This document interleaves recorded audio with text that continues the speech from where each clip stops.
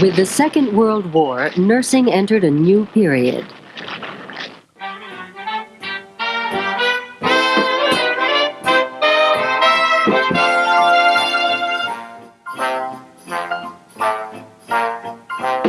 It's helping young men like this that make you really glad to be a nurse.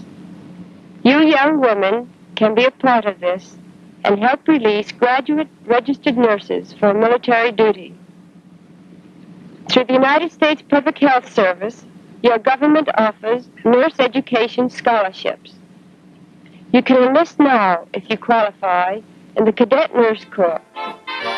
65,000 nurses did enlist and graduate.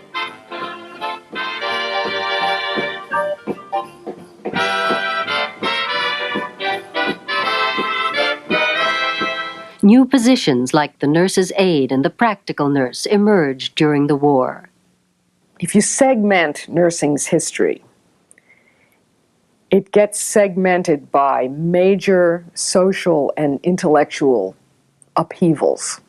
The first one, obviously, is the Industrial Revolution and the germ theory and all of that happens at the end of the 19th century, which creates the impetus to invent, quote, modern nursing. The World War II is another similar type situation.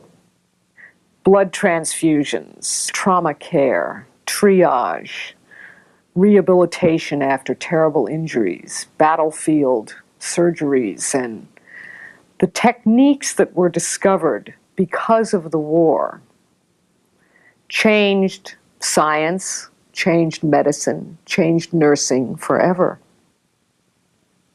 Like the 20s, the 40s were tough for working nurses. In 1946, the American Nurses Association authorized its state units to act as collective bargaining agents. Nurses had held the position up until the end of the 40s, and really later than that they shouldn't strike, that they really should not engage in what they called trade union activity. Nurses were interested in acting as, quotes, professionals. And they didn't see trade union activity as consistent with that. But as I say in this negotiation of the share of the healthcare pie, to use a cliche, it became evident to some nurses at least that a larger share wasn't going to be granted just because they were good people. And so they began to agitate within the ANA. America honors Army nurses who served under fire in the Philippines. Heroines of Manila, of Bataan and Corregidor, their deeds have written an epic chapter in U.S. history. The other thing that happened was nurses in World War II had rank as officers. They came out of World War II with GI Bill rights to go to college, finally. So nurses went to college and they got graduate degrees and baccalaureate degrees and doctoral degrees, and they learned how to do many of the things that before they had learned on a trial and error basis, they now learned how to do on a routine, research-based, scientific method, and they changed their world with that information. So nursing research built gradually from, let us say, the early teens to larger and larger numbers through especially post-World War II, and then a certain line was crossed in 1952 when the journal Nursing Research began to be published. The person that I would identify as most major was Virginia Henderson, who did research into clinical nursing problems. I was trying to help the students to realize that they must stop practicing nursing on the basis of their loyalty to something that they were taught or had seen happen, but that it was now their responsibility as practitioners to examine whatever they were doing in the light of what is known. The country was marching Civil rights were a major agenda on every social menu. The women's movement had followed in the footsteps really later in the 60s.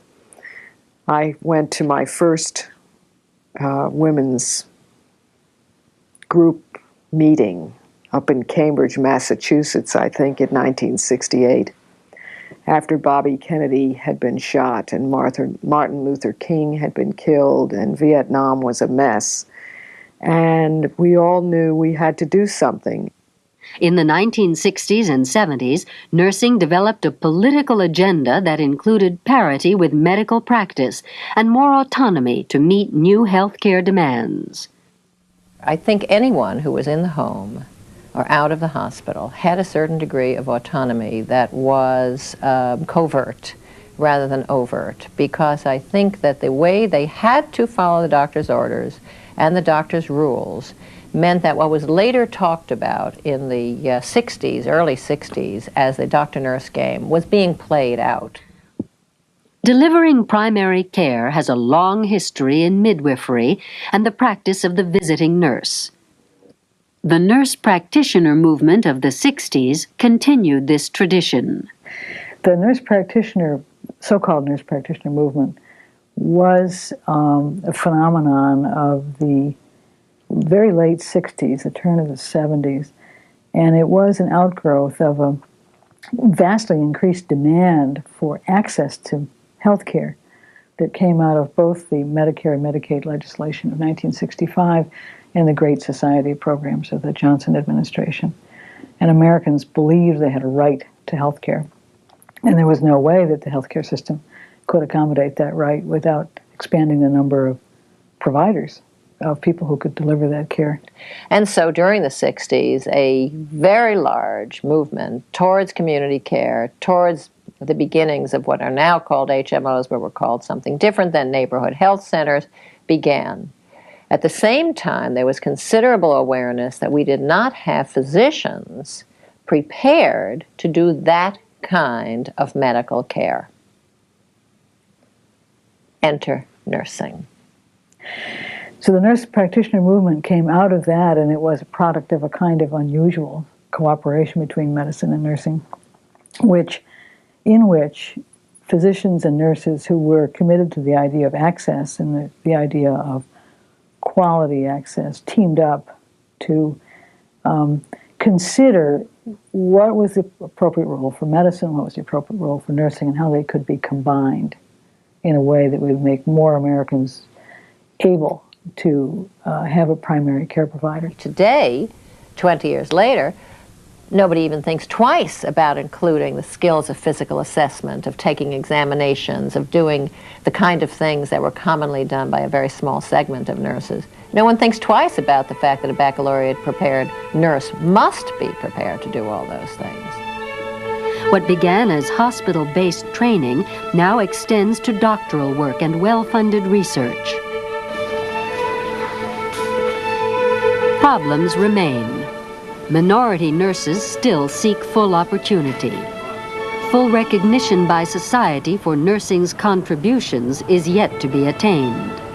But nursing continues to grow and adapt.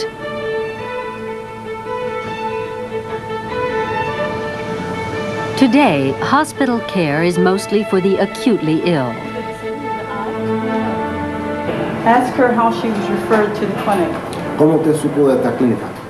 Healthcare is moving away from the hospital, back to the home and out into the community. It's dealing more and more with the problems of the elderly, the disadvantaged, and people with AIDS. It is nurses who are providing their care, as it was nurses who reached out to the needy in the 19th century.